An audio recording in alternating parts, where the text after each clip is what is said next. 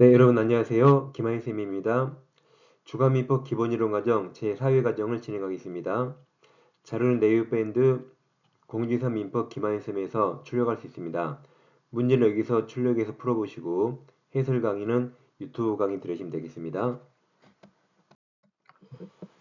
네, 부동산 등기편을 먼저 공부하겠습니다. 1번 부동산을 매수하여 인도받아서 사용수익, 이게 점유죠. 그럼 점유하는 자는 일정 부분 권리를 행사하고 있기 때문에 매도인에 대한 소유권 이전 등기 청구권은 이건 채권적 청구권이더라도 소멸시효에 걸리지 않습니다. 소멸시효는 권리가 있더라도 권리 위에 잠자는 자를 부호하지 않겠다는 건데, 이는 사용수익 점유라도 하고 있죠. 일정 부분 매수인으로서 권리를 행사하고 있기 때문에 소멸시효 걸리지 않습니다. 자, 2번 이거 외우셔야 돼요. 2번 등기가 원인 없이 말소, 그러면 말소가 원인 없는, 말소가 잘못된 거죠. 같은 말이 불법으로 말소입니다. 다 말소가 잘못된 거라 등기는 살아있네, 유효라고 읽으셔야 돼요. 그럼 2번 부동산 물권 변동 후 그 등기가, 자, 원인 없이 말소 나오면 유효죠. 따라서 물권 변동 효력에는 아무 영향이 없습니다. 그래서 원인 없이 말소 나오면 유효, 불법으로 말소도 유효라고 읽으셔야 돼요. 네, 3번입니다. X토지는 갑을병으로 순차 매도되고 3자 간의 중간성의 등기 합의까지 했어요. 합의하면 1번 병은 갑에게 직접 소유권 등기 청구할 수 있습니다. 이렇게 3자 간 합의가 있을 때에만 병은 갑에게 직접 청구할 수 있고, 만약 3자 간 합의가 없다면 절대 직접 청구할 수 없습니다. 2번 합의했더라도 갑과 을 간의 관계에 그대로 살아 있습니다. 따라서 살아 있기 때문에 을의 갑에 대한 소유권 이전 등기 청구권도 살아 있죠. 소멸하지 않습니다. 3번 만약 중간 승인합 등기 합의가 없다면, 문제는 합의 있다 그랬는데 여기서 만약을 했었죠. 합의가 없다고 내용을 가정한 거죠. 그럼 합의가 없으면 병은 갑에게 절대 직접 청구할 수 없습니다. X예요. 그래서 합의가 있어야 병이 갑에게 직접 청구할 수 있고, 합의가 없으면 절대 병은 직접 청구 못합니다. 이렇게 갑의 동의 승낙 없이 을의 소유권 이전 등기 청구권을 양도받아도 절대 직접 청구 못합니다. 합의가 있어야 돼요. 없으면 절대 못합니다. 예, 4번입니다. 등기 명의인은 소유자로 추정되기 때문에 이 사람이 입증 책임 없어요. 이 입증 책임 없는 자가 뭔가 다르게 주장했죠. 그래도 추정력 깨지는 거 아닙니다. 맞는 질문이죠. 다시 볼까요? 등기 명의인이 등기 원인 행위의 태양이나 과정을 다소 다르게 주장하더라도 등기 명의인은 권리자로 적법 추정되기 때문에 입증 책임 없습니다. 이 입증 책임 없는 자가 뭔가 다르게 주장해도 입 안녕과하고 똑같습니다. 그래서 추정력은 깨지지 않습니다. 상대방 측에서 깨뜨려야 돼요. 상대방 측에서 추정력을 깨뜨리지 않는 한 등기 명의자가 잠시 헛소리 하더라도 입 안녕과하고 똑같아요. 안 깨집니다. 예, 점유권 가겠습니다. 점유 취득시효 기초인 점유에는 간접점유 무조건 포함됩니다. 간접점유도 점유라고 써있죠. 그래서 점유하면 간접점유 무조건 포함돼요. 2번 간접점유자, 얘도 점유자니까 점유보호 청구권이 인정됩니다. 그래서 간접점유에 나오면 뭐든지 있다 된다로 끝나요. 간접점유 나왔죠? 않는다가 틀렸고 무조건 있다 된다로 끝납니다. 3번 점유자의 점유가 자주점유인지 타주점유인지 여부는 점유자 내심의사 틀렸죠? 외형적 객관적 판단합니다. 4번 점유 매기관계의 직접 점유자 나오면, 자, 당황하지 마시고 점유 매기관계 나와요. 대표적인 예가 임대차고 임대차라고 딱 쓰세요. 직접 점유자 대표적인 예가 임차인이라고 쓰세요. 임차인이니까 타주 맞았죠? 그래서 직접점이 나오면 당황하지 마시고 임대차로 바꿔서 해석하면 되겠습니다. 5번 점유자는 제일 크게 추정되는데 좋은 것 중에 무과실 추정 안 되죠. 점유자는 소유사, 선의, 평온 다 추정되는데 과실 없이는 추정되지 않습니다. 이 말 들어가면 틀립니다. 6번 점유자는 자주점유로 추정되기 때문에 점유자가 자주점유라고 증명 책임이 없어요. 이렇게 점유자의 점유 권한에 관한 주장이 인정되지 않아도 자주점유 주장이 깨지지 않습니다. 점유자는 자주라고 추정되기 때문에 입증 책임이 없어요. 이렇게 입증 책임 없는 자가 뭔가 주장했는데 인정되지 않아도 입 안녕과고 똑같습니다. 아까 등기 명인 똑같아요. 인정되지 않아도 입 안녕겁니다. 따라서 추정력 깨지지 않습니다. 7번 선의점유자가 본권을 가능성에 패소하면 그 자는 소 제기된 때부터 악의가 되죠. 한편 자주가 타주로 바뀌는 게 패소 확정된 데입니다. 8번 전후 양시에 점유한 사실이 있는데 그 점유는 계속된 것으로 추정해주죠. 9번 200조죠. 점유자 권리 추정 규정 200조는 특별한 사정이 없는 한 부동산 물권에는 적용되지 않죠. 부동산은 점유한 자가 아니라 등기한 자, 등기 명의자가 권리자로 추정됩니다. 그래서 점유자가 권리 추정한다는 200조 규정은 동산에만 적용되고 부동산 물권에는 적용되지 않습니다. 그 다음 문제 푸실 때 이 특별한 사정이 없는 한 이 말 나오죠. 이 말은 읽지 않습니다. 특별한 사정이 없는 한 이 말은 원칙적으로죠. 원칙적으로 그 말이고 예외적인 말이었으면 당연히 원칙적으로 문제를 풀기 때문에 우리나라 모든 시험, 우리 모든 과목 이 말은 절대 읽지 않습니다. 1차 과목이 두 과목 80문제예요. 80문제. 80문제가 5지문이면 약 400지문인데 400지문에 이 말 적어도 한 20번 나와요. 이거 20번 읽어보세요. 5분, 6분 금방 가버립니다. 또 어떤 분은 특별한 사정이 무엇일까 또 고민하거든요. 쓸데없는 고민하신 거죠. 이 말은 앞으로 절대 읽지 않습니다. 시간이 엄청 단축돼서 합격합니다. 10번 선의점유자는 점유물 과실취득했죠. 과실취득하면 통상필요비 청구하지 못합니다. 11번 악의점유자는 그 다음에 이 말 읽지 마시라 그랬죠. 이 말 읽지 마라 그랬어요. 방금 제가 한 말, 이 말 읽지 마세요. 이 말이 제가 오늘 한 말 중에 가장 중요합니다. 절대 읽지 마세요. 자, 그럼 11번 악의점유자는 과실을 취득할 수 없고 과실을 돌려줘야 되죠. 그러니까 통상필요비 등 모든 비용을 다 청구할 수 있습니다. 10번, 11번 비교하세요. 묶으세요. 10번은 과실을 취득했으니까 통상필요비 청구 못하는데 11번 악의점유자는 과실을 반환해야 돼요. 과실 취득하지 못하니까 통상필요비까지 다 청구할 수 있습니다. 12번 점유물에 대한 필요비 상환 청구는 악의에게 인정됩니다. 악의는 여기 통상필요비까지 다 청구할 수 있어요. 13번 악의점유자는 과실로 인하여죠. 과실로 인하여 과실을 수취하지 못한 때 그 대가를 회복자에게 보상합니다. 14번 악의점유자가 점유물 과실을 수취해서 소비해버렸네요. 악의점유자는 과실을 반환해야 되는데 소비했네요. 과실을 반환할 수 없죠. 그래서 그 대가를 보상하는 거죠. 그리고 이 말 절대 잊지 말으세요. 보세요. 이 말 지금 얼마나 많이 나와요? 이거 다 기출제문입니다. 이게 정말 1차 과목 시간에 80문제에서 이게 2, 30번 나와요. 이거 다 읽어보세요. 5분, 6분 금방 가버립니다. 이 말 절대 잊지 않는다.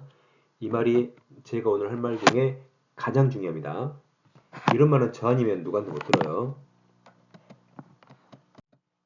15번 점유물이 점유자의 책임 있는 사유를 멸실했죠. 그럼 선자현juk 하세요. 선이 자주만 현존익 배상. 선자가 아니면 다 손해 전부 배상합니다. 자, 그럼 소유사가 없는 타주죠. 그럼 선이라도 자주 아니죠. 타주니까 손해 전부에서 맞았습니다. 16번 악의점유자가 점유물을 멸실했죠. 현존 들렸죠. 선자 현존. 선자가 아니면 무조건 손해 전부 배상입니다.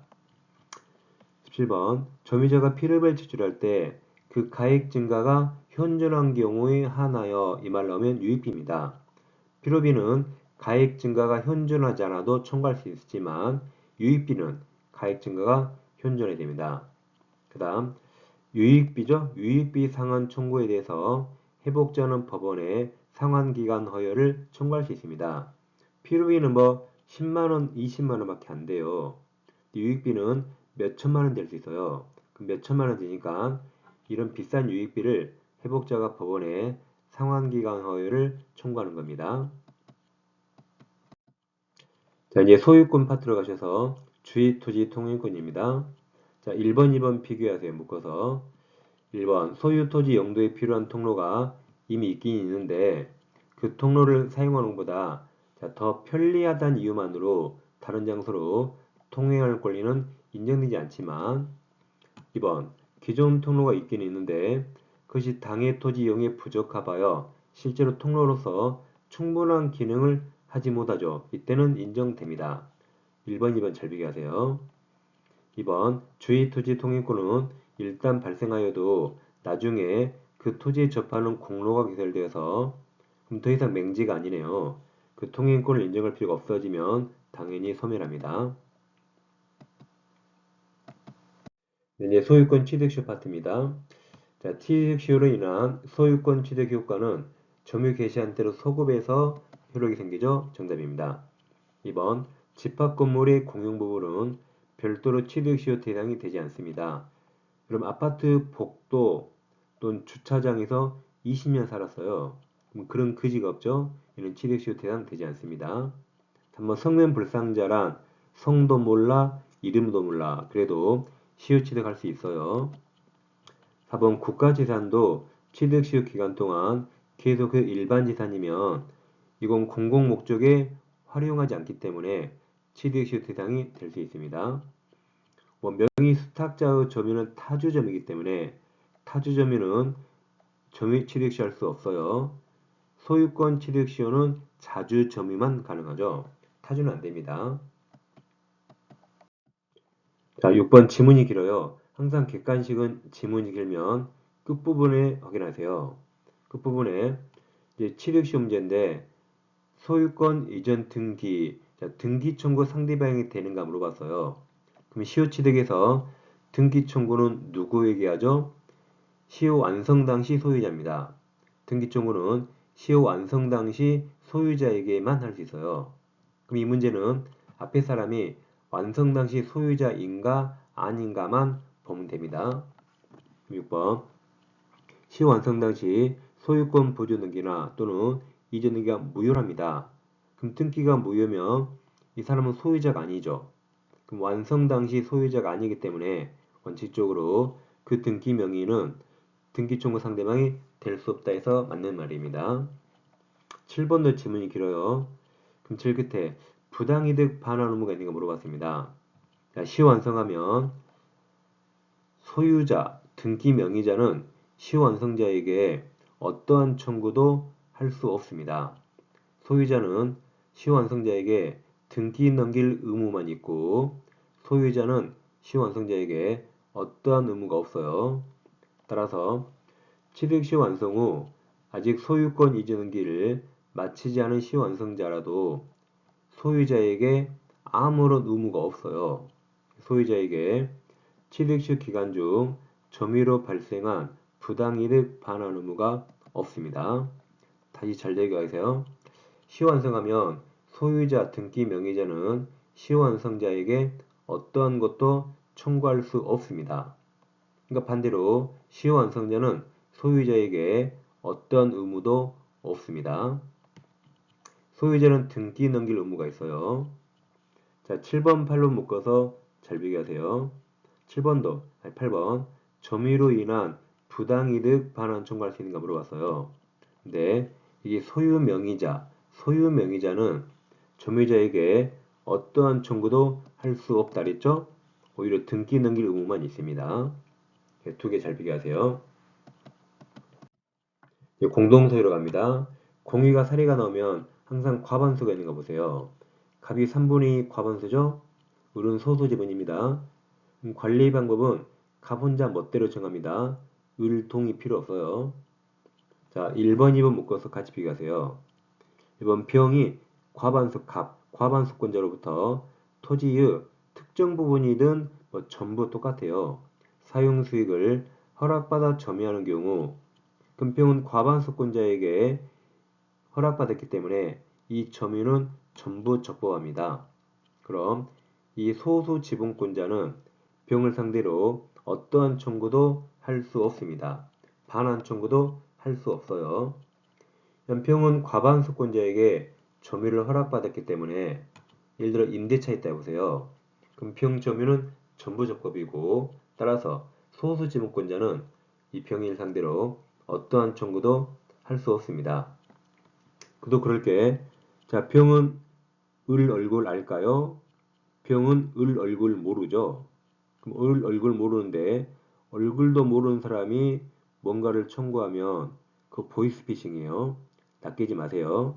그래서 을은 병에게 어떤 청구도 못합니다. 마찬가지 2번. 갑이 을과 협의 없이 토지를 병에게 임대할 수 있죠? 그럼 병은 을에게 어떤 의무가 없고 을도 병에게 어떤 것도 청구 못합니다. 둘이 얼굴 몰라요. 따라서 병은 을 지분에 상응하는 차임 상당액을 을에게 부당이득으로 반환할 의무가 없습니다. 즉 반대해서 가면 을은 자기 지분만큼 병에게 차임 상당의 부당이득 반환 청구할 수 있나요? 못합니다. 둘이 얼굴 몰라요. 을이 돈 내나 그 보이스피싱이죠. 병은 줄 의무가 없습니다. 자, 그럼 병은 갑에게 차임을 다 주죠. 갑에게 차임을 다 주면 을은 자기 지분만큼 갑에게 받으면 되는 겁니다. 그리고 병에게는 받을 수 없습니다. 다음 3번, 4번 묶어서 잘 비교하세요. 자, 3번 객관식 지문이 길어요. 끝에 뭘 물었죠? 등기 말소할 수 있는가?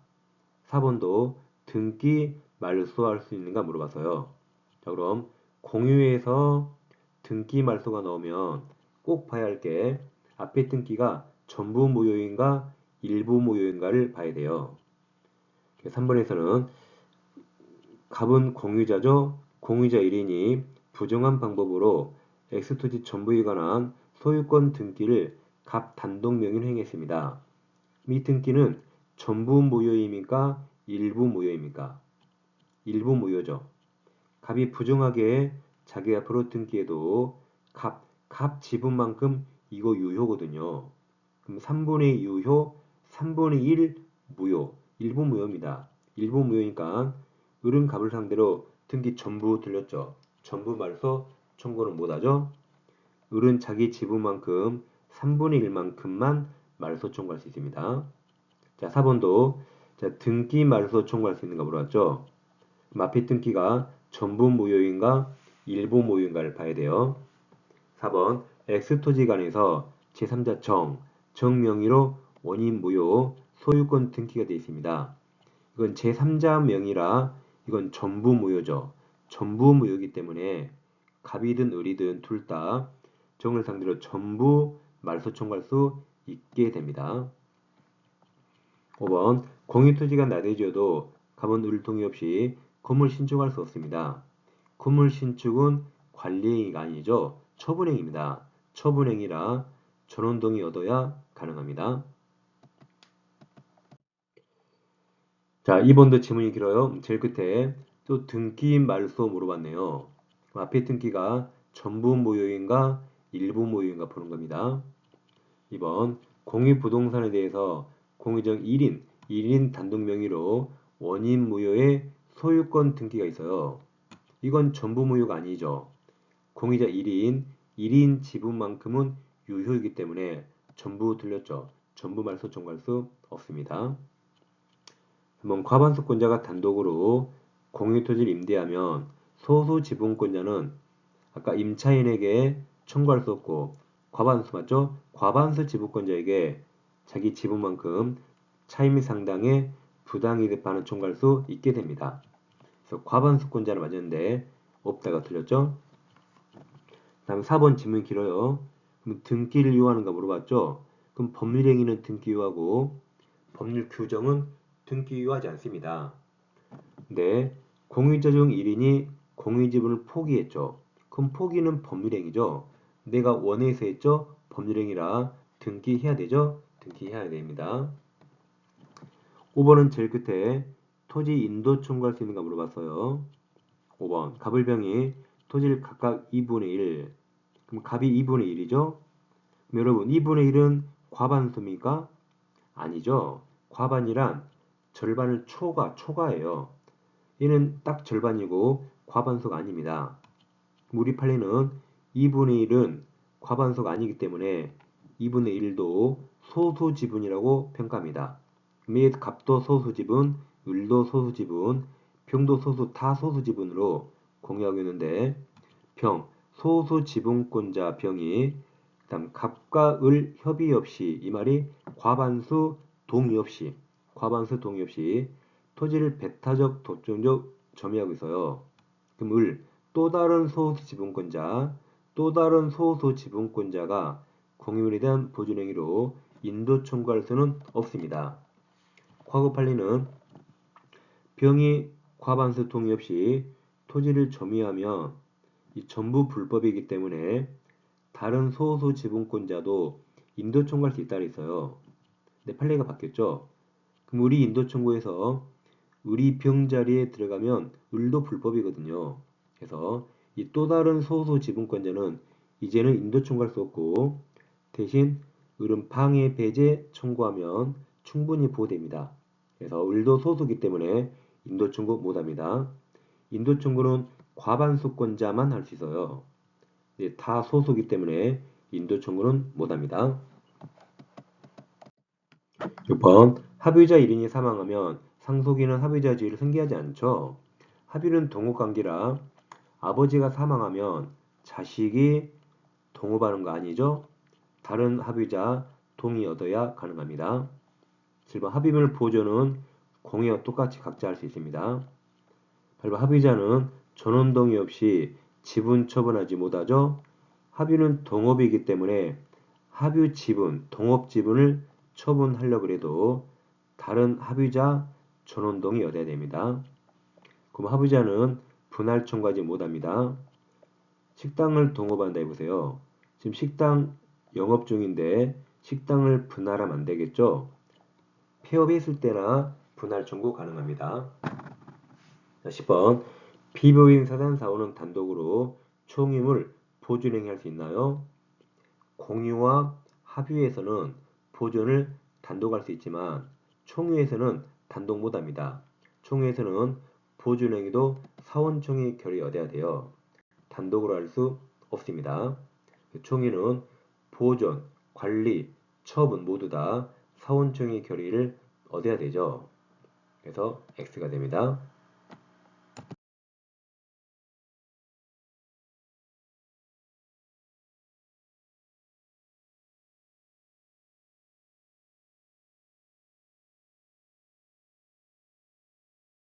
네, 매주 진행하는 주간민법은 여러분들이 꼭 알아야 할 시험에 가장 많이 나온 지문입니다. 매일 하루씩 시청해주세요. 그리고 왼쪽 영상 클릭하시면 중개사법 한 번에 끝내는 이론 강의 공부할 수 있습니다. 우주 최강 악리법을 만날 수 있습니다. 오른쪽 영상 클릭하시면 중개사법 기초도덕 강도 병행해서 함께 공부할 수 있습니다. 항상 민법, 중개사법 모두 민중의 지팡이 김하영쌤과 함께 해주세요. 저는 다음 주에 뵙겠습니다. 감사합니다.